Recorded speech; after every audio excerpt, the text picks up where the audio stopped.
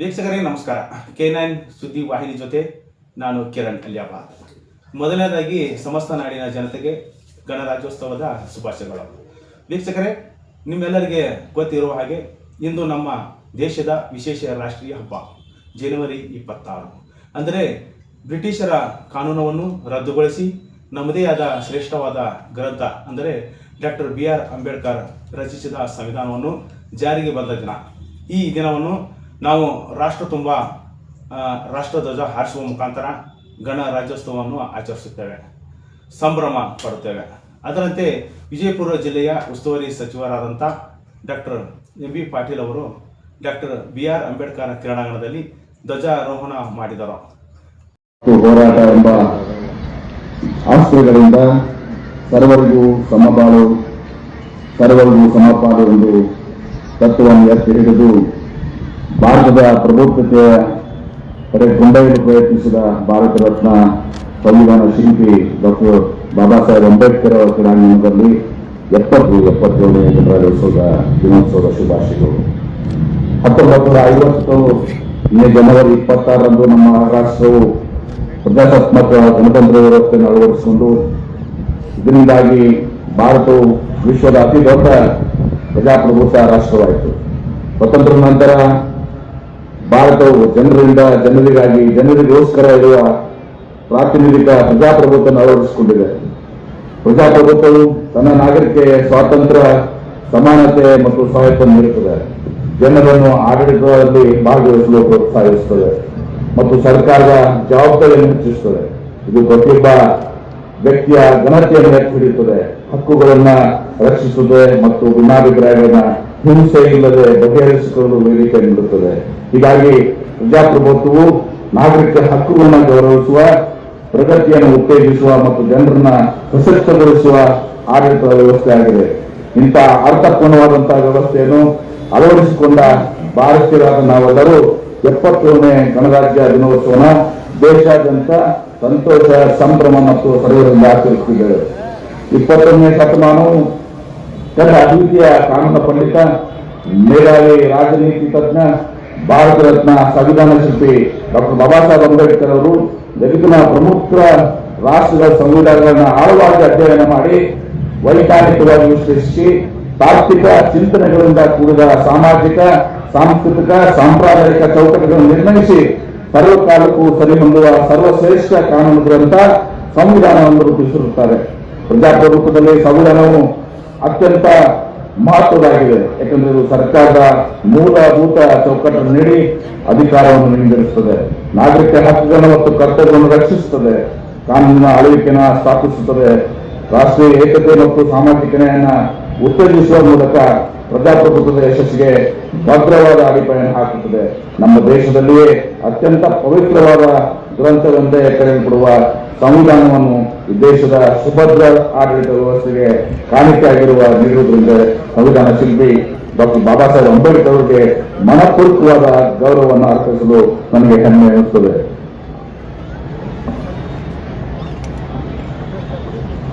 ನಮ್ಮ ದೇಶದ ಸಂವಿಧಾನವನ್ನು ರಚಿಸುವ ಸಂದರ್ಭದಲ್ಲಿ ಜನಸಾಮಾನ್ಯರಿಂದ ಸಿಕ್ಕಿದುಕೊಂಡಿದ್ದ 2473 ಅಭಿಪ್ರಾಯಗಳನ್ನು ಕುರಿತು 3 ಸುತ್ತುಗಳಲ್ಲಿ ಚರ್ಚೆ, ವಾದ ಮತ್ತು ಸಂವಾದಗಳು ನಡೆದು ಅಂತಿಮವಾಗಿ 26ನೇ ನವೆಂಬರ್ 1949ರಂದು ಡಾಕ್ಟರ್ ಬಾಬು ರಾಜೇಂದ್ರ ಪ್ರಸಾದ್ ಅವರ ರುಜುವಿನೊಂದಿಗೆ ರಾಜ್ಯಾಂಗ ರಚನಾ ಸಭೆಯಲ್ಲಿ ನಮ್ಮ ಶ್ರೇಷ್ಠ ಸಂವಿಧಾನವನ್ನು ಅಂಗೀಕರಿಸಲಾಯಿತು. ಈ ಮಹೋನ್ನತ ಕಾರ್ಯದಲ್ಲಿ ಪ್ರತ್ಯಕ್ಷವಾಗಿ ಮತ್ತು ಅಪರೋಕ್ಷವಾಗಿ ಭಾಗವಹಿಸಿ ವೈಚಾರಿಕ ಕಾಣಿಕೆ ನೀಡಿದ ಪಂಡಿತ ಜವಾಹರ್ಲಾಲ್ ನೆಹರು ಅವರು, ಸರ್ದಾರ್ ವಲ್ಲಭಭಾಯಿ ಪಟೇಲ್, ಅಬ್ದುಲ್ ಕಲಾಂ ಆಜಾದ್, ವಿಜಯಲಕ್ಷ್ಮಿ ಪಂಡಿತ್, ಸರೋಜಿನಿ ನಾಯ್ಡು ಅವರು, ಸುಚೇತಾ ಕೃಪಲಾನಿ ಕನ್ನಡಿಗ, Benagal Narasimha Rao, Shrimati Hans ನೇತಾ, Shrimati Rajkumar Amrit Kaur, T Krishnamachari, ಅಲ್ಲಾಡೆ Krishnaswamy Iyer, KM ಮುನ್ಜಿ, Gopalaswamy Iyengar, Govinda Vallabh Pant, HL Kunju, HS guar, KV Shah ಮತ್ತು ಡಾಕ್ಟರ್ ಸಚ್ಚಿದಾನಂದ ಸಿನ್ಹಾ ಮುಂತಾದವರು ಈ ವೇದಿಕೆಯ ಮೂಲಕ ಗೌರವವನ್ನು ಅರ್ಪಿಸುತ್ತೇನೆ. ಸಂವಿಧಾನಬದ್ಧವಾದ ಮೌಲ್ಯಯುತ ಪರಂಪರೆಯನ್ನು ಮತ್ತು ಅಖಂಡತೆಯಲ್ಲಿ ತತ್ವದಲ್ಲಿ ನಂಬಿಕೆ ಇಟ್ಟುಕೊಂಡು ಜಾತ್ಯತೀತ ರೌಢ್ಯತೆಯನ್ನು ಮತ್ತು ಸಾರ್ವಭೌಮತ್ವದಲ್ಲಿ ಸಂರಕ್ಷಿಸಿಕೊಂಡು ಜನಪರ ಆಡಳಿತ ನೀಡುತ್ತಿರುವ ನಮ್ಮ ನಾಡಿನ ಹೆಮ್ಮೆಯ ಮುಖ್ಯಮಂತ್ರಿಗಳಾದಂಥ ಸನ್ಮಾನ್ಯ ಶ್ರೀ ಸಿದ್ದರಾಮಯ್ಯ ಸಮರ್ಥ ನಾಯಕತ್ವದಲ್ಲಿ ನಮ್ಮ ಕರ್ನಾಟಕ ಸರ್ಕಾರವು ಶ್ರದ್ಧೆ, ನಿಷ್ಠೆ, ಪ್ರಾಮಾಣಿಕತೆ ಮತ್ತು ಕಾಳಜಿಪೂರ್ವಕ ಪಾರದರ್ಶಕ ಆಡಳಿತ ನೀಡುತ್ತಾ ರಾಜ್ಯದ ಸರ್ವರ ಜನರ ಸಮಗ್ರ ಅಭಿವೃದ್ಧಿಗೆ ಶ್ರಮಿಸುತ್ತದೆ. ವಿಶೇಷವಾಗಿ ಸಂವಿಧಾನದ ಮಹತ್ವವನ್ನು ಕುರಿತು ಜಾಗೃತಿಯನ್ನ ಮೂಡಿಸಲು ಸರ್ಕಾರಿ ಕಚೇರಿಗಳಲ್ಲಿ ಸಂವಿಧಾನದ ಆತ್ಮಗಂಧ ತೆರೆದುಕೊಳ್ಳುವ ಪೀಠಿಕೆಯನ್ನು ಅಳವಡಿಸಲಾಗಿರುತ್ತದೆ. ಪ್ರತಿನಿತ್ಯ ಶಾಲಾ ಕಾಲೇಜುಗಳಲ್ಲಿ ಸಂವಿಧಾನ ಪೀಠಿಕೆಯನ್ನು ಒದಗಿಸಲಾಗುತ್ತದೆ. ಅಂತಾರಾಷ್ಟ್ರೀಯ ಪ್ರಜಾಪ್ರಭುತ್ವ ದಿನಾಚರಣೆ ಮತ್ತು ಸಂವಿಧಾನ ಸಮರ್ಪಣಾ ದಿನಾಚರಣೆಗಳನ್ನು ಅತ್ಯಂತ ವೈಶಿಷ್ಟ್ಯಪೂರ್ಣವಾಗಿ ಆಚರಿಸುವುದರ ಮೂಲಕ ಸಂವಿಧಾನದ ಜಾಗೃತಿಯನ್ನು ಮೂಡುವುದರೊಂದಿಗೆ ನಮ್ಮ ಸರ್ಕಾರ ಸಂವಿಧಾನದ ಮೌಲ್ಯಗಳನ್ನು ಎತ್ತಿ ಹಿಡಿಯುತ್ತದೆ ಎಂದು ಹೇಳಲು ಹೆಮ್ಮೆ ಎನಿಸುತ್ತದೆ. ಕರ್ನಾಟಕ ಸರ್ಕಾರದ ನಮ್ಮ ಸರ್ಕಾರದ ಹೆಮ್ಮೆಯ ಪಂಚ ಗ್ಯಾರಂಟಿ ಯೋಜನೆಗಳನ್ನ ವಿಜಯಪುರ ಜಿಲ್ಲೆಯಲ್ಲಿ ಅತ್ಯಂತ ಯಶಸ್ವಿಗೊಳಿಸಿರುವುದು ಶ್ಲಾಘನೀಯವಾಗಿದೆ. ನಾಡಿನ ಬಡವರ ಹಸಿವು ನೀಗಿಸುವ ಬಡವರ ಮತ್ತು ಜನಪರ ಸರ್ಕಾರವನ್ನು ತಂದು ಕೊಟ್ಟಿದ್ದು ಪಂಚ ಗ್ಯಾರಂಟಿ ಯೋಜನೆಗಳು ಒಂದಾದಂತಹ ಅನ್ನಭಾಗ್ಯ ಯೋಜನೆ. ಯೋಜನೆಯಲ್ಲಿ ವಿಜಯಪುರ ಜಿಲ್ಲೆಯಲ್ಲಿ 16,55,000 ಜನರು ಫಲಾನುಭವಿಗಳಿದ್ದು ಒಟ್ಟು ಇಲ್ಲಿವರೆಗೆ 457 ಕೋಟಿ ರು ಖರ್ಚಾಗಿರುತ್ತದೆ. ಮಹಿಳಾ ಸಬಲೀಕರಣ ಮತ್ತು ಸ್ವಾಭಿಮಾನದ ಹೆಗ್ಗುರುತಾದಂತಹ ಗೃಹಲಕ್ಷ್ಮಿ ಯೋಜನೆ ಅಡಿ ಕುಟುಂಬದ ಯಜಮಾನಿ ಮಹಿಳೆಗೆ ಮಾಯನ್ನೇ 2,000 ರೂಪಾಯಿಗಳಂತೆ ಡಿಬಿಟಿ ಮೂಲಕ ಪಾವತಿ ಮಾಡಲಾಗುವುದು. ವಿಜಯಪುರ ಜಿಲ್ಲೆಯಲ್ಲಿ ಒಟ್ಟು 5,03,000 ಫಲಾನುಭವಿಗಳಿದ್ದು ಇದುವರೆಗೆ 2,184 ಕೋಟಿ 34 ಲಕ್ಷ ರೂಪಾಯಿಗಳನ್ನು ಪಾವತಿಸಲಾಗಿದೆ. Golden book of world record certificate of excellence ಪುರಸ್ಕಾರಕ್ಕೆ ಭಾಜನವಾಗುವ ಮೂಲಕ ದೇಶದಲ್ಲಿ ವಿಶೇಷ ಮನ್ನಣೆ ಪಾತ್ರರಾಗಿದ್ದವರ ಶಕ್ತಿ ಯೋಜನೆ ಪಂಚ ಗ್ಯಾರಂಟಿ ಯೋಜನೆಯಲ್ಲಿ ವಿಶೇಷಿಸುವ ಪೂರ್ಣವಾಗಿದೆ. ವಿಜಯಪುರ ಜಿಲ್ಲೆಯಲ್ಲಿ ಒಟ್ಟು 17 ಕೋಟಿ 34 ಲಕ್ಷ ಮಹಿಳಾ ಪ್ರಯಾಣಿಕರು ಪ್ರಯಾಣಿಸಿದ್ದು ಒಟ್ಟು 584 ಕೋಟಿ 51 ಲಕ್ಷ ರೂಪಾಯಿಗಳು ವೆಚ್ಚ ಸ್ಪರ್ಶಲಾಗಿದೆ. ಕಲ್ಯಾಣ ಕರ್ನಾಟಕ ರಸ್ತೆ ಸಾರಿಗೆ ನಿಗಮದ ವಿಜಯಪುರ ಜಿಲ್ಲೆಯ ವಿಜಯಪುರ ವಿಭಾಗದಲ್ಲಿ ಹೊಸದಾಗಿ 27 ನಗರ ಸಾರಿಗೆ ವಾಹನಗಳು ಮತ್ತು ವಾಯು ಮಾಲಿನ್ಯ ನಿಯಂತ್ರಣಕ್ಕೆ 75 ವಿದ್ಯುತ್ ಚಾಲಿತ ನಗರ ಸಾರಿಗೆ ಬಸ್ಗಳನ್ನು ಸಾರ್ವಜನಿಕರಿಗೆ ಒದಗಿಸಲಾಗುತ್ತದೆ, ಸೌಲಭ್ಯ ಒದಗಿಸುತ್ತದೆ. ಸಿಂಧಿಯ ಬಸ್ ನಿಲ್ದಾಣಕ್ಕೆ ಶ್ರೀ ಚನ್ನವೀರ ಮಹಾಸ್ವಾಮಿಗಳು, ದೇವರಪುರಿಗೆ ಬಸ್ ನಿಲ್ದಾಣಕ್ಕೆ ಮಡಿವಾಳ ಮಾಚಿದೇವರು ಹಾಗೂ ವಿಜಯಪುರ ಕೇಂದ್ರ ಬಸ್ ನಿಲ್ದಾಣಕ್ಕೆ ವೇಗವಾಣಿ ಕಿತ್ತೂರು ಚೆನ್ನಮ್ಮ ಎಂದು ನಾಮಕರಣ ಮಾಡಿದ್ದು ಐತಿಹಾಸಿಕ ಕ್ಷಣಗಳ ಸಾಕ್ಷಿಯಾಗಿದೆ. ಗೃಹಜ್ಯೋತಿ ಯೋಜನೆಯು ಪ್ರತಿ ಕುಟುಂಬಕ್ಕೆ ಪ್ರತಿ ತಿಂಗಳು ಗರಿಷ್ಠ 200 ಯೂನಿಟ್ಗಳ ವಿದ್ಯುತ್ತನ್ನು ಉಚಿತವಾಗಿ ನಿರ್ವಹಿಸಲಾಗಿದ್ದು ಇದರಿಂದ 4,49,000 ಜನರು ಫಲಾನುಭವಿಗಳಾಗಿದ್ದು ಒಟ್ಟು 521 ಕೋಟಿ 37 ಲಕ್ಷ ವೆಚ್ಚವಾಗುತ್ತದೆ. ಅನ್ನದಾತ ಸುಖೀಭವ ಎಂಬ ವೃತ್ತಿಯಿಂದ ಮುಖ್ಯವಾದ ರೈತರ ಹಿತಾಸಕ್ತಿಯನ್ನು ಕಾಪಾಡಲು ಹಗಲಿನಲ್ಲಿ 7 ಗಂಟೆಗಳ ಕಾಲ 3 ಫೇಸ್ ವಿದ್ಯುತ್ತನ್ನು ಪ್ರತಿನಿತ್ಯ ನೀಡುವ ಉದ್ದೇಶದೊಂದಿಗೆ ಎಸ್ಕಾಂ ವಿಜಯಪುರದಿಂದ ಅರ್ಜುನ್ಗಿ, ಹಡಗ್ಲಿ, ಕಾಕಂಕಿ, ಬೈರೂರ್ಗಿ, ಉಂಬರಾಜ್, ಕಣಕಾಲ್, ದಿಂಡವಾಡ ಗ್ರಾಮದಲ್ಲಿ 110/11 kV ವಿದ್ಯುತ್ ಕೇಂದ್ರಗಳನ್ನು ಕಾರ್ಯಾರಂಭಿಸಲಾಗಿದೆ. ಗಂಗಾ ಕಲ್ಯಾಣ ಯೋಜನೆಯಲ್ಲಿ ಸುಮಾರು 610 ರೈತರ ಜಮೀನುಗಳಲ್ಲಿ 555 ಕೊಳೆ ಭಾಗದಲ್ಲಿ 18 ಕೋಟಿ ರೂಪಾಯಿ ವೆಚ್ಚದಲ್ಲಿ ವಿದ್ಯುತ್ ಸಂಪರ್ಕವನ್ನು ಕಲ್ಪಿಸಲಾಗಿದೆ. ಯುವನಿಧಿ ಯೋಜನೆ ಅಡಿ ಡಿಪ್ಲೊಮಾ ಮತ್ತು ಪದವಿ ಮುಗಿಸಿದಂತಹ ಯುವಕರಿಗೆ ಕ್ರಮವಾಗಿ 1,500 ಮತ್ತು 3,000 ರೂಪಾಯಿಯಂತೆ ಪ್ರತಿ ತಿಂಗಳು ಹಣ ಪಾವತಿಸುವ ಯೋಜನೆಯಾಗಿದ್ದು ಇದುವರೆಗೆ ವಿಜಯಪುರ ಜಿಲ್ಲೆಯಲ್ಲಿ 23,062 ವಿದ್ಯಾರ್ಥಿಗಳಿಗೆ ಫಲಾನುಭವಿಗಳಾಗಿದ್ದು ಒಟ್ಟು 41 ಕೋಟಿ 19 ಲಕ್ಷ ವೆಚ್ಚಪಡಿಸಲಾಗಿದೆ. ಹೀಗೆ ಪಂಚ ಗ್ಯಾರಂಟಿ ಯೋಜನೆಗಳಲ್ಲಿ ವಿಜಯಪುರ ಜಿಲ್ಲೆಯಲ್ಲಿ ಒಟ್ಟು 3,788 ಕೋಟಿ 44 ಲಕ್ಷ ರೂಪಾಯಿಗಳನ್ನ ಖರ್ಚನ್ನು ಭರಿಸಲಾಗಿದ್ದು ಹೆಮ್ಮೆಯ ವಿಷಯವಾಗಿದೆ. ವಿವಿಧ ಕಾಮಗಾರಿಗಳಿಗೆ ಉದ್ಘಾಟನೆ ಹಾಗೂ ಶಂಕುಸ್ಥಾಪನೆಗಾಗಿ ವಿಜಯಪುರ ನಗರಕ್ಕೆ ಆಗಮಿಸಿದ ಸನ್ಮಾನ್ಯ ಮುಖ್ಯಮಂತ್ರಿಗಳಾದ ಸಿದ್ದರಾಮಯ್ಯ ಅವರು ವಿಜಯಪುರ ಜಿಲ್ಲೆಯ ಮೂಲ ಸೌಕರ್ಯ ಅಭಿವೃದ್ಧಿ ಕಾಮಗಾರಿಗಳಿಗೆ 340 ಕೋಟಿ ರು ವಿಶೇಷ ಅನುದಾನ ನೀಡಿದ್ದು ಕಾಮಗಾರಿಗಳು ಪ್ರಗತಿಯಲ್ಲಿದೆ. ಕಂದಾಯ ಇಲಾಖೆ ಜಿಲ್ಲೆಯಲ್ಲಿ ದಾಖಲೆ ರಹಿತ ಪ್ರದೇಶಗಳು ಅಥವಾ ಲಂಬಾಣಿತ ಅಂಡಗಳ 193 ಪ್ರದೇಶಗಳನ್ನು ಹೊಸ ಕಂದಾಯ ಕಾಮಗಾರಿಗೆ ಅಂತಿಮ ಅಧಿಸೂಚನೆ ಹೊರಡಿಸಲಾಗಿರುತ್ತದೆ. ಈ ತಾಂಡಗಳ ಪ್ರದೇಶದಲ್ಲಿ ಇರುವ ಮನೆಗಳಿಗೆ ಈಗಾಗಲೇ 13,287 ಹಕ್ಕುಪತ್ರಗಳನ್ನು ಸನ್ಮಾನ್ಯ ಮುಖ್ಯಮಂತ್ರಿಗಳ ಅಧ್ಯಕ್ಷತೆಯಲ್ಲಿ ವಿತರಿಸಲಾಗಿರುತ್ತದೆ. ಈ ಮೂಲಕ ತಾಂಡಾದ ಜನವಸತಿ ಪ್ರದೇಶಗಳನ್ನು ಗುರುತಿಸಿ ಅಧಿಕೃತವಾಗಿ ಮಾನ್ಯತೆ ನೀಡಿದಂತಾಗಿರುತ್ತದೆ. ಭೂ ಸುರಕ್ಷಾ ಯೋಜನೆಯಲ್ಲಿ ಕಡಿತ ದಾಖಲೆಗಳನ್ನು ಆನ್ಲೈನ್ ಮೂಲಕ ಪಡೆದುಕೊಳ್ಳಲು ಅನುಕೂಲವಾಗುವಂತೆ ಜಿಲ್ಲೆ ಒಟ್ಟು 13 ತಾಲೂಕಿನ ತಹಶೀಲ್ದಾರ್ ಕಚೇರಿಗಳಲ್ಲಿ ಉಪವಿಭಾಗಾಧಿಕಾರಿಗಳು ಹಾಗೂ ಜಿಲ್ಲಾಧಿಕಾರಿಗಳ ಕಚೇರಿ ಸೇರಿ 3,75,24,000 ಪುಟಗಳ ಸ್ಕ್ಯಾನಿಂಗ್ ಮತ್ತು ಅಪ್ಲೋಡ್ ಕಾರ್ಯ ಮಾಡಲಾಗಿದೆ. ಕಂದಾಯ ಇಲಾಖೆಯ ವತಿಯಿಂದ ವಿಜಯಪುರ ಜಿಲ್ಲಾ ಆಡಳಿತ ಕೇಂದ್ರ ಕಟ್ಟಡವು ಪ್ರಜಾಸೌಧವು 9 ಎಕರೆ ಜಾಗದಲ್ಲಿ 55,60,00,000 ಅನುದಾನದಲ್ಲಿ ಕರ್ನಾಟಕ ಹೌಸಿಂಗ್ ಬೋರ್ಡ್ ವತಿಯಿಂದ ನಿರ್ಮಾಣ ಮಾಡಲು ಮುಖ್ಯಮಂತ್ರಿಗಳಿಂದ ಚಾಲನೆ ನೀಡಲಾಗಿದೆ. ಮಹಾನಗರ ಪಾಲಿಕೆ ಅಡಿಯಲ್ಲಿ ಸ್ವಚ್ಛತೆಯ ಸೈನಿಕರಲ್ಲೇ ಕರೆದುಕೊಡುವ ಪೌರ ಕಾರ್ಮಿಕರಿಗೆ ಗೃಹ ಭಾಗ್ಯ ಯೋಜನೆ ಅಡಿಯಲ್ಲಿ ವಿಜಯಪುರ ನಗರದ ಬರಗಿ ರಸ್ತೆಗೆ ಒಟ್ಟು 60 ಪೌರ ಕಾರ್ಮಿಕರಿಗೆ 4,95,00,000 ರೂಪಾಯಿಗಳ ಅನುದಾನದಲ್ಲಿ ವಸತಿ ಸೌಲಭ್ಯ ಕಲ್ಪಿಸಲಾಗಿದೆ. ಮಹಾತ್ಮ ಗಾಂಧಿ ನಗರ ವಿಕಾಸ ಯೋಜನೆಯಲ್ಲಿ 150 ಕೋಟಿ ರೂಪಾಯಿಗಳ ವೆಚ್ಚದಲ್ಲಿ ಸಿಸಿ ರಸ್ತೆ, ಡಾಂಬರೀಕರಣ, ಒಳಚರಂಡಿ ಕಾಮಗಾರಿ ಸೇರಿದಂತೆ ಒಟ್ಟು 35 ವಾರ್ಡ್ಗಳಲ್ಲಿ 63 ಕಾಮಗಾರಿಗಳನ್ನು ಪ್ರಾರಂಭಿಸಲು ಪ್ರಗತಿಯಾಗಿದೆ. ರಾಷ್ಟ್ರೀಯ ಹಸಿರು ನ್ಯಾಯಮಂಡಳಿ ಎನ್ಜಿಟಿ ಅನುದಾನದಲ್ಲಿ ತ್ಯಾಜ್ಯ ನೀರು ಸಂಸ್ಕರಣೆ ಘಟಕದ ಪುನಶ್ಚೇತನ ಕಾರ್ಯಕ್ರಮವು ಕಾಮಗಾರಿಗಳನ್ನ 35 ಕೋಟಿ ರೂಪಾಯಿ ವೆಚ್ಚದಲ್ಲಿ ಕೈಗೊಂಡಿದ್ದು ಕಾಮಗಾರಿ ಪ್ರಗತಿಗೊಳಿಸಿದೆ.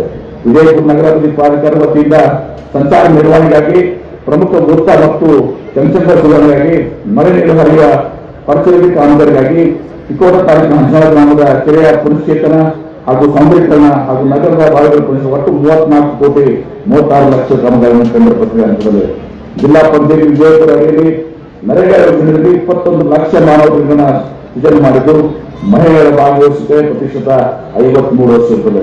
ಸದರಿ ಯೋಜನೆಯಲ್ಲಿ 4,300 ಜನ ವಿಶೇಷ ಚೇತನರಿಗೆ ಉದ್ಯೋಗ ಚೀಟಿಗಳನ್ನ ವಿತರಿಸಲಾಗಿದೆ. ಗ್ರಾಮೀಣ ವಸತಿ ಯೋಜನೆ, ಬಸವ ವಸತಿ ಮತ್ತು ಡಾಕ್ಟರ್ ಬಿ.ಆರ್. ಅಂಬೇಡ್ಕರ್ ನಿವಾಸ ಯೋಜನೆ ಅಡಿಯಲ್ಲಿ ಇತ್ತೀಚೆಗೆ 12,475 ಮನೆಗಳ ನಿರ್ಮಾಣದ ಗುರಿ ಹೊಂದಿದ್ದು ಈ ಪೈಕಿ 5,248 ಫಲಾನುಭವಿಗಳಿಗೆ ಆಯ್ಕೆ ಮಾಡಲಾಗಿದೆ. ಜಲಜೀವನ ಮಿಷನ್ ಯೋಜನೆಯಲ್ಲಿ 4 ಹಂತದಲ್ಲಿ 1,000 ಜನರ ವಸತಿಯಲ್ಲಿ 575 ಕೋಟಿ ರೂಪಾಯಿಗಳ ವೆಚ್ಚದಲ್ಲಿ ಕಾಮಗಾರಿ ಅನುಷ್ಠಾನ ಮಾಡಲಾಗುತ್ತಿದ್ದು ಗ್ರಾಮೀಣ ಭಾಗದ 4 ಲಕ್ಷ ಮನೆಗಳಲ್ಲಿ ಕಾರ್ಯಾತ್ಮಕನಲ್ಲಿ ಸಂಪರ್ಕವನ್ನು ಹೊಂದಿಸಲಾಗಿರುತ್ತದೆ. ಜಿಲ್ಲೆಯ ಶಾಶ್ವತ ಕುಡಿಯುವ ನೀರಿನ ಸಮಗ್ರ ಯೋಜನೆ ಕಂದಾಯ ಸ್ಕೀಮ್ 1 ಮತ್ತು 2ರಲ್ಲಿ ಎಲ್ಲ 13 ಕಂದಾಯ ತಾಲೂಕುಗಳನ್ನ ಒಳಗೊಂಡಂತೆ ಒಟ್ಟು 3,059 ಕೋಟಿ ಅಂದಾಜು ಮೊತ್ತದ ಪೈಕಿ 211 ಗ್ರಾಮ ಪಂಚಾಯತ್ಗಳು ಮತ್ತು 11 ನಗರ ಪ್ರದೇಶಗಳು ಸೇರಿ ಇಲ್ಲಿಯವರೆಗೆ 1,864 ಕೋಟಿ ರೂಪಾಯಿಗಳನ್ನ ಖರ್ಚು ಮಾಡಲಾಗಿದೆ. ಕಾಮಗಾರಿಗಳು ಪ್ರಗತಿಯಲ್ಲಿವೆ.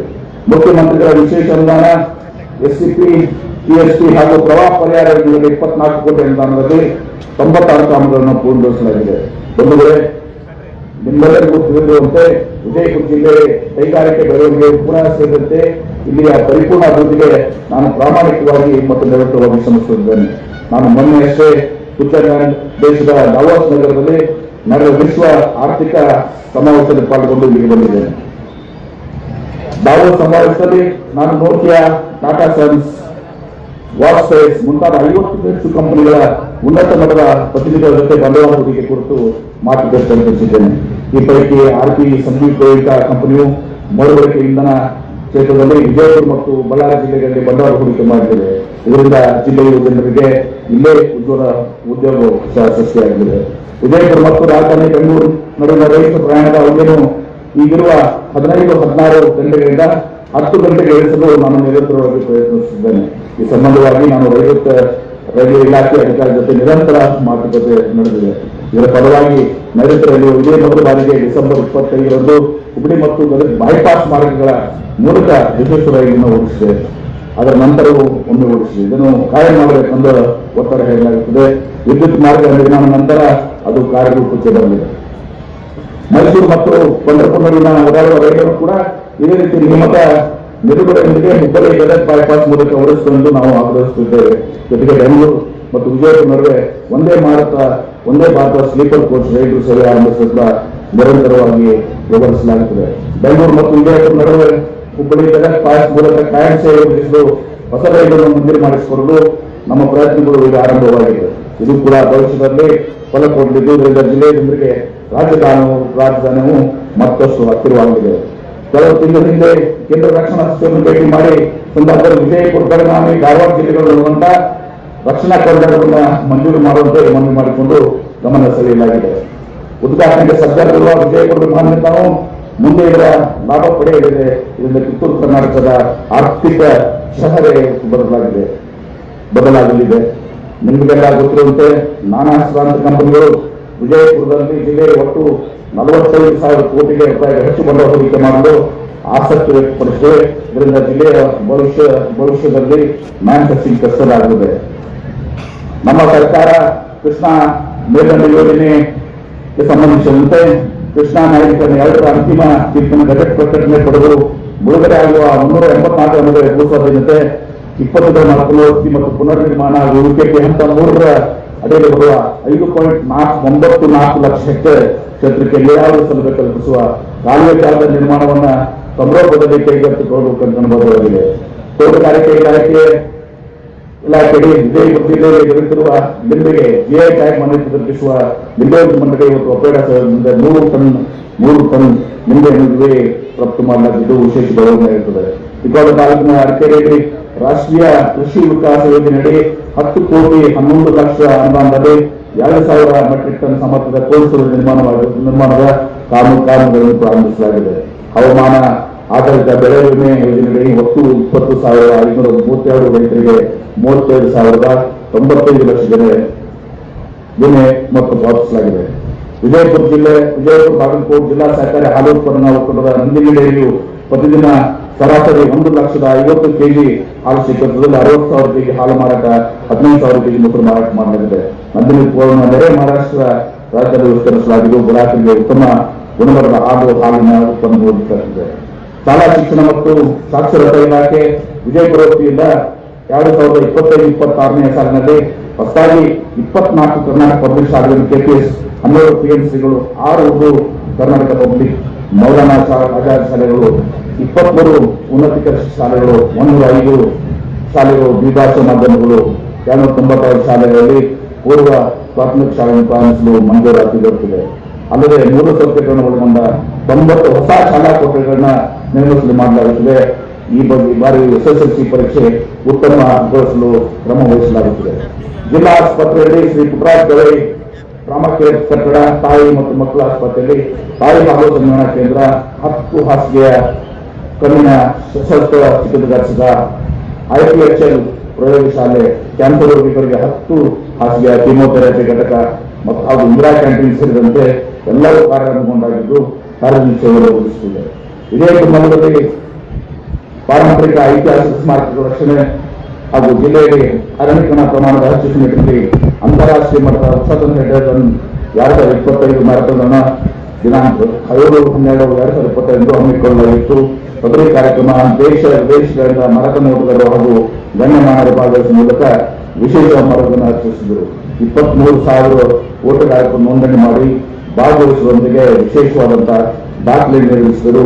ಆರೋಗ್ಯ ಜಾಗೃತಿ, ಚಿತ್ರಕಲಾ ಮತ್ತು ಪ್ರಬಂಧ ಸ್ಪರ್ಧೆ, ವೃಕ್ಷ ಕಿಡ್ಸನ್, ವಿವಿಧ ಕಲಾ ತಂಡಗಳ ಪ್ರದರ್ಶನ ಹಾಗೂ ಪರಮ ಪೂಜ್ಯ ಸಿದ್ದೇಶ್ವರ ಸ್ವಾಮೀಜಿಯವರ ಭಾವಚಿತ್ರದ ಪ್ರತಿಭೆಗಳೊಂದಿಗೆ ಕಾರ್ಯಕ್ರಮ ವೈವಿಧ್ಯತೆಯನ್ನ ನಡೆಯಿತು. ಇಂತಹ ಯಶಸ್ವಿ ಐತಿಹಾಸಿಕ ಕಾರ್ಯಕ್ರಮಕ್ಕಾಗಿ ಪ್ರತ್ಯಕ್ಷವಾಗಿ ಮತ್ತು ಪರೋಕ್ಷವಾಗಿ ಸಹಾಯ ಸಹಕಾರ ನೀಡುವ ಎಲ್ಲರಿಗೂ ಈ ರೀತಿ ಮೂಲಕ ಅಭಿನಂದನೆಗಳನ್ನು ಸಲ್ಲಿಸುತ್ತೇನೆ. ಸಾಮಾಜಿಕ ಅರಣ್ಯ ವಿಭಾಗದಲ್ಲಿ ರಸ್ತೆ ಬದಿಗೆ ನರತೋಪುಗಳಲ್ಲಿ 17,715 ಸಸಿಗಳನ್ನ, ನಗರ ಹಸಿರೀಕರಣ ಯೋಜನೆಯಲ್ಲಿ 34,749 ಸಸಿಗಳನ್ನು, ನರೇಗಾ ಯೋಜನೆಯಲ್ಲಿ 28,595 ಸಸಿಗಳನ್ನು, ಹಸಿರು ಕರ್ನಾಟಕ ಯೋಜನೆಯಲ್ಲಿ 2,000 ಸಸಿಗಳನ್ನು, ರಾಷ್ಟ್ರೀಯ ಕೃಷಿ ವಿಕಾಸ ಯೋಜನೆಯಲ್ಲಿ 31,160 ಸಸಿಗಳನ್ನು ಬೆಳೆಸಿ ನಿರ್ವಹಣೆ ಮಾಡಲಾಗುತ್ತದೆ. ಪ್ರಾದೇಶಿಕ ಅರಣ್ಯ ವಿಭಾಗದಿಂದ ಜಿಲ್ಲೆಯಲ್ಲಿ 455 ಹೆಕ್ಟೇರ್ ಪ್ರದೇಶದಲ್ಲಿ ನಡುತೊಪ್ಪು ನಿರ್ವಹಿಸಲು 2 ಲಕ್ಷ ನೀಡಲಾಗಿದೆ. ಸಮಾಜ ಕಲ್ಯಾಣ ಇಲಾಖೆಯಲ್ಲಿ ಹಾಸ್ಟೆಲ್ ಮೆಂಟರ್, ಮಿಷನ್ ವಿದ್ಯಾಪುರ, ಚೇತನ ಸಂಜೆ ಆನ್ಲೈನ್ ಕ್ಲಾಸ್, ವಸತಿ ನಿಲಯ ವಾಸ್ತವ್ಯ, ಸ್ವಚ್ಛತಾ ಅಭಿಯಾನ, ಆಹಾರ ಪಾರದರ್ಶಕತೆ, ವಾರ್ಡಿನರ್ ವಿಶೇಷ ದಿನಚರಿ, ಸ್ಪರ್ಧಾತ್ಮಕ ಪರೀಕ್ಷೆಗಳಿಗೆ ತಯಾರಿ ಹಾಗೂ ಹೀಗೆ ಎಂಬ ನೂತನ ಕಾರ್ಯಕ್ರಮ ಜಾರಿಯಲ್ಲಿದ್ದು ಪರಿಶಿಷ್ಟ ಜಾತಿ ಮತ್ತು ಪರಿಶಿಷ್ಟ ಪಂಗಡ ವಿದ್ಯಾರ್ಥಿಗಳಿಗೆ ಶೋಧಕ್ಕಾಗಿ ಕ್ರಮವಹಿಸಲಾಗುತ್ತದೆ. ವಿಜಯಪುರ ನಗರದಲ್ಲಿ 6,50,00,000 ವರ್ಷದಲ್ಲಿ ಡಾಕ್ಟರ್ BR ಅಂಬೇಡ್ಕರ್ ಮೆಟ್ರಿಕ್ ನಂತರದ ಬಾಲಿಕೆಯರ ವಸತಿ ನಿಲಯ, 3,70,00,000 ವೆಚ್ಚದಲ್ಲಿ ಪರಿಶಿಷ್ಟ ವರ್ಗಗಳ ಮೆಟ್ರಿಕ್ ನಂತರದ ಬಾಲಿಕೆಯರ ವಸತಿ ನಿಲಯ ಹಾಗೂ 18 ಕೋಟಿ ವೆಚ್ಚದಲ್ಲಿ ನಿಡಗುಂದಿ ತಾಲೂಕಿನ ಕಿತ್ತೂರು ರಾಣಿ ಚೆನ್ನಮ್ಮ ವಸತಿ ಶಾಲೆಯ ಲೋಕಾರ್ಪಣೆಗೊಂಡಿರುವುದು ವಿದ್ಯಾರ್ಥಿಗಳಿಗೆ ಅತ್ಯುತ್ತಮವಾದ ಶೈಕ್ಷಣಿಕ ವಾತಾವರಣವನ್ನು ಸೃಷ್ಟಿಸಿದೆ. ಹಿಂದಿನ ವರ್ಗಗಳ ಕಲ್ಯಾಣ ಇಲಾಖೆಯಲ್ಲಿ ಬಬಲೇಶ್ವರ ಪಟ್ಟಣದಲ್ಲಿ 5 ಕೋಟಿ ರೂಪಾಯಿಗಳ ವೆಚ್ಚದಲ್ಲಿ ಮೆಟ್ರಿಕ್ ನಂತರದ ಬಾಲಕಿಯರ ವಸತಿಯನ್ನು ಲೋಕಾರ್ಪಣೆಯಾಗಿದ್ದು 125 ವಿದ್ಯಾರ್ಥಿಗಳಿಗೆ ವಸತಿಗಳನ್ನು ಕಲ್ಪಿಸಲಾಗಿದೆ. ವಿಜಯಪುರ ನಗರದಲ್ಲಿ ಪ್ರಸಕ್ತ ಸಾಲಿನಲ್ಲಿ ಮೆಡಿಕಲ್ ಮತ್ತು ಇಂಜಿನಿಯರಿಂಗ್ ವಿದ್ಯಾರ್ಥಿ ಹಾಗೂ ವಿದ್ಯಾರ್ಥಿನಿಯರಿಗಾಗಿ 2 ವಸತಿ ನೆಲೆಗಳನ್ನು ಕಾನೂನು ಸಾಗಿ ಕಾರ್ಯನಿರ್ವಹಿಸುತ್ತದೆ. ವಿಜಯಪುರ ಜಿಲ್ಲೆಯು ಸೈಕ್ಲಿಂಗ್ ತವರು ಪ್ರಸಿದ್ಧಿ ಪಡೆದಿರುತ್ತದೆ. ಇಲ್ಲಿನ ಸೈಕ್ಲಿಂಗ್ ಕ್ರೀಡಾಪಟುಗಳಿಗೆ ಸರ್ಕಾರಿಯಾಗಿ ಯುವ ಸಬಲೀಕರಣ ಮತ್ತು ಕ್ರೀಡಾ ಇಲಾಖೆಯಲ್ಲಿ 9 ಎಕರೆ ವಿಸ್ತೀರ್ಣದಲ್ಲಿ 10 ಕೋಟಿ 70 ಲಕ್ಷ ರೂಪಾಯಿ ವೆಚ್ಚದಲ್ಲಿ ಸೈಕ್ಲಿಂಗ್ ರೋಡ್ಗಳನ್ನು ನಿರ್ಮಿಸಿದ್ದು ಮಾನ್ಯ ಮುಖ್ಯಮಂತ್ರಿಗಳಿಂದ ಲೋಕಾರ್ಪಣೆ ಹೊಂದಿದೆ. ಇದು ಕರ್ನಾಟಕ ರಾಜ್ಯದಲ್ಲಿಯೇ ಮೊಟ್ಟ ಮೊದಲನೆಯದಾಗಿ ಎಂದು ಹೇಳಲು ಹೆಮ್ಮೆನಿಸುತ್ತದೆ. 2025-26ನೇ ಸಾಲಿನಲ್ಲಿ ಮೈಸೂರಿನಲ್ಲಿ ಆಯೋಜಿಸಲಾದ ರಾಜ್ಯ ಮಟ್ಟದ ದಸರಾ ಕ್ರೀಡಾಕೂಟದಲ್ಲಿ ವಿಜಯಪುರ ಕ್ರೀಡಾ ವಸತಿಯ ನಿಲಯದ ಕ್ರೀಡಾಪಟುಗಳು ಸೈಕ್ಲಿಂಗ್ 5 ಚಿನ್ನ, 4 ಬೆಳ್ಳಿ, 5 ಕಂಚಿನ ಪದಕಗಳನ್ನ, ಜೂಡೋ ಕ್ರೀಡೆಯಲ್ಲಿ 28 ಚಿನ್ನ, 15 ಬೆಳ್ಳಿ, 28 ಕಂಚಿನ ಪದಕಗಳನ್ನು ಹಾಗೂ ವೇಟ್ ಲಿಫ್ಟಿಂಗ್ನಲ್ಲಿ 2 ಚಿನ್ನ, 1 ಬೆಳ್ಳಿ ಪದಕವನ್ನು ಪಡೆದು ಜಿಲ್ಲೆಯ ಕೀರ್ತಿಗೆ ತಂದಿದ್ದಾರೆ ಎಂದು ತಿಳಿಸಲು ಆಶ್ರಯಿಸುತ್ತದೆ. ಅವರೆಲ್ಲರಿಗೂ ಗಣರಾಜ್ಯೋತ್ಸವದ ಈ ಶುಭ ಸಂದರ್ಭದಲ್ಲಿ ಹೃದಯಪೂರ್ವಕವಾದಂತಹ ಅಭಿನಂದನೆಗಳನ್ನು ಸಲ್ಲಿಸುತ್ತೇನೆ. ವಿಜಯಪುರ ನಗರದ ಗಗನ ಕಂದಕದಲ್ಲಿ ಲ್ಯಾಂಡ್ಸ್ಕೇಪಿಂಗ್ ಬೋಟಿಂಗ್ ಅಭಿವೃದ್ಧಿ ರೂಪಿಸಲು ಪ್ರವಾಸೋದ್ಯಮ ಇಲಾಖೆಯಿಂದ 150 ಲಕ್ಷ ರೂಪಾಯಿಗಳ ಅನುದಾನ ಮಂಜೂರಾತಿ ನೀಡಲಾಗಿದೆ. ಅನಂತಮಾಲ ಮತ್ತು ಸುತ್ತಮುತ್ತ ಪ್ರದೇಶದಲ್ಲಿ ಅಂಪಿಥಿಯೇಟರ್, ಲ್ಯಾಂಡ್ಸ್ಕೇಪಿಂಗ್ ಮತ್ತು ಫುಡ್ ಕೋರ್ಟ್ ಹಾಗೂ ಇನ್ನಿತರ ಸೌಲಭ್ಯವನ್ನು ಒಟ್ಟು 500 ಲಕ್ಷ ರೂಪಾಯಿಗಳ ಮಂಜೂರಾಗಿದ್ದು ಗಡಿ ಕಾಮಗಾರಿ ಕೈಗೊಳ್ಳುವ ವಿಸ್ತೃತ ವರದಿಯನ್ನು ಸಿದ್ಧಪಡಿಸಲು ಸರ್ಕಾರ ತಿಳಿಸಲಾಗಿದೆ. ಕಾರ್ಮಿಕರ ಕಲ್ಯಾಣ ಇಲಾಖೆಯಲ್ಲಿ 6,059 ಅಸಂಘಟಿತ ಕಾರ್ಮಿಕರಿಗೆ ಸ್ಮಾರ್ಟ್ ಕಾರ್ಡ್ ನೋಂದಣಿ, ಪ್ರಧಾನಮಂತ್ರಿ ಶ್ರಮಯೋಗಿ ಮಾನಧನ್ ಯೋಜನೆಯಲ್ಲಿ 4,561 ಫಲಾನುಭವಿಗಳಿಗೆ ನೋಂದಣಿ, ಈ ಶ್ರಮ ಯೋಜನೆಯಲ್ಲಿ 9,539 ನೋಂದಣಿ ಹಾಗೂ ಬೀಟ್ ಕಾರ್ಮಿಕರ ಯೋಜನೆಯಲ್ಲಿ 178 ನೋಂದಣಿ ಮಾಡಲಾಗಿದೆ. ವಿಕಲಚೇತನರ ಹಾಗೂ ಹಿರಿಯ ನಾಗರಿಕರ ಸಬಲೀಕರಣ ಇಲಾಖೆ ವತಿಯಿಂದ 31,165 ವಿಕಲಚೇತನರಿಗೆ ಯುಡಿಐಡಿ ಕಾರ್ಡ್ 10,76,000 ರೂಪಾಯಿಗಳ ವಿದ್ಯಾರ್ಥಿ ವೇತನ ವಿತರಿಸಲಾಗಿದೆ. ಶಿಶು ಕೇಂದ್ರಿತ ಯೋಜನೆಯಲ್ಲಿ ವಿಶೇಷ ಚೇತನರಿಗೆ 79 ಲಕ್ಷ ಅನುದಾನ ಖರ್ಚು ಬಳಸಲಾಗಿದೆ. ಜಿಲ್ಲೆಯಲ್ಲಿ 22,345 ಹಿರಿಯ ನಾಗರಿಕರು ಮಾರ್ಗದರ್ಶನ ಪಡೆಯುತ್ತಾರೆ. ಕನ್ನಡ ಮತ್ತು ಸಂಸ್ಕೃತಿ ಇಲಾಖೆ ವತಿಯಿಂದ 940 ಕಲಾವಿದರಿಗೆ 1,93 ಲಕ್ಷ ಮಾರ್ಗದರ್ಶನ ನೀಡಲಾಗುತ್ತದೆ. ಎಸ್ಸಿಪಿ, ಪಿಎಸ್ಪಿ ಕಾರ್ಯಕ್ರಮದ ಜೊತೆಗೆ ಚಿಗುರು ಯುವ ಸೌರಭ, ಸಾಂಸ್ಕೃತಿಕ ಸೌರಭ, ಅಂಬೇಡ್ಕರ್ ಓದು, ಕಲಾ ತರಬೇತಿ ಮುಂತಾದ ವೈವಿಧ್ಯಮಯ ಕಾರ್ಯಕ್ರಮದಿಂದ ಜಿಲ್ಲೆಯ ವಿವಿಧ ಕಲಾವಿದರಿಗೆ ಸೂಕ್ತ ವೇದಿಕೆಯನ್ನು ಕಲ್ಪಿಸಲಾಗಿದೆ. ಆತ್ಮೀಯ ಬಂಧುಗಳೇ, ಪ್ರಜಾಪ್ರಭುತ್ವದ ಒಂದು ಜೀವನ ವಿಧಾನವೇ ಆಗಿದೆ. ಆರ್ಥಿಕ ಮತ್ತು ಸಾರ್ವಜನಿಕ ಸಮಾನತೆ ಹಾಗೂ ರಾಜಕೀಯ ಸ್ವಾತಂತ್ರ್ಯ ಒದಗಿಸಿಕೊಂಡು ಅದು ಹೋರಾಡುತ್ತದೆ. ನಮ್ಮ ಪ್ರಜಾಪ್ರಭುತ್ವ ಜೀವಂತ ಆಗಿರುತ್ತದೆ. ನಮ್ಮಲ್ಲಿ ಪರಸ್ಪರ ತಿಳುವಳಿಕೆ, ವಿಚಾರ ವಿನಿಮಯ, ಸಹಕಾರ, ಸಹಾನುಭೂತಿ ಮತ್ತು ರಚನಾತ್ಮಕ ವಿಮರ್ಶೆ ಅತ್ಯಂತ ಅವಶ್ಯಕವಾಗಿದೆ. ಪ್ರಜಾಪ್ರಭುತ್ವ ವ್ಯವಸ್ಥೆಯೊಂದಿಗೆ ನೈತಿಕತೆಯ ಮತ್ತು ಮಾನವೀಯತೆಯ ಸಮಾಜವನ್ನ ಕಟ್ಟುವ ಮೂಲಕ ಸಂವಿಧಾನದ ಆಶಯಗಳನ್ನ ಎತ್ತಿ ಹಿಡಿಯುವುದರೊಂದಿಗೆ ಭವ್ಯವಾದ ದೇಶವನ್ನು ನಿರ್ಮಿಸಿ ವಿಶ್ವಕ್ಕೆ ಮಾದರಿಯಾಗೋಣ. ಭಾರತದ ಪ್ರಧಾನಿ ಜವಾಹರ್ಲಾಲ್ ನೆಹರು ಅವರು ಸಮಯಗಳನ್ನ ವರ್ಷಗಳ ಉಳಿಸಿಕೊಂಡು ಅಳೆಯಬಾರದು, ಬದಲಾಗಿ ಒಬ್ಬ ವ್ಯಕ್ತಿ ಏನು ಮಾಡಿದ, ಏನು ಅನುಭವಿಸಿದ ಮತ್ತು ಏನನ್ನು ಸಾಧಿಸ ಎಂಬುದರ ಮೂಲಕ ಅಳೆಯಬೇಕು ಎಂದಿದ್ದಾರೆ.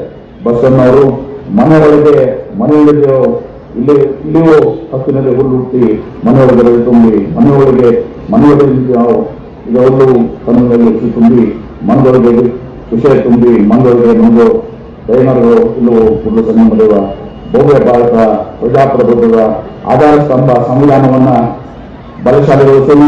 ಸಂವಿಧಾನ ಪ್ರಜೆಗಳ ಶಕ್ತಿದಾತರು, ಸಂವಿಧಾನದ ಆಶಯಗಳಂತೆ ನಮ್ಮ ದೇಶವನ್ನು ಮುನ್ನಡೆಸೋಣ. 77ನೇ ಗಣರಾಜ್ಯೋತ್ಸವದ ಭವ್ಯ ಸಮಾರಂಭದಲ್ಲಿ ಪಾಲ್ಗೊಂಡಿರುವ ಎಲ್ಲ ಗೌರವಾನ್ವಿತ ಗಣ್ಯಮಾನ್ಯರಿಗೂ, ಮಹಿಳೆಯರಿಗೂ, ತಾಯಂದಿರಿಗೂ, ನಾಗರಿಕರಿಗೂ, ಕಿರಿಯ ಯುವ ಸಹೋದರರಿಗೂ, ಮುದ್ದಿನ ಮಕ್ಕಳಿಗೂ, ನೌಕರ ಬಂಧುಗಳಿಗೂ ಹಾಗೂ ಮಾಧ್ಯಮ ಮಿತ್ರರಿಗೂ ಮತ್ತೊಮ್ಮೆ ಗಣರಾಜ್ಯೋತ್ಸವದ ದಿನಾಚರಣೆಯ ಶುಭಾಶಯವನ್ನು ತಿಳಿಸುತ್ತಾ ನನ್ನ ಗಣರಾಜ್ಯೋತ್ಸವ ಸಂದೇಶವನ್ನು ಮುಕ್ತಾಯಗೊಳಿಸುತ್ತೇನೆ. ಜೈ ಹಿಂದ್, ಜೈ ಕರ್ನಾಟಕ.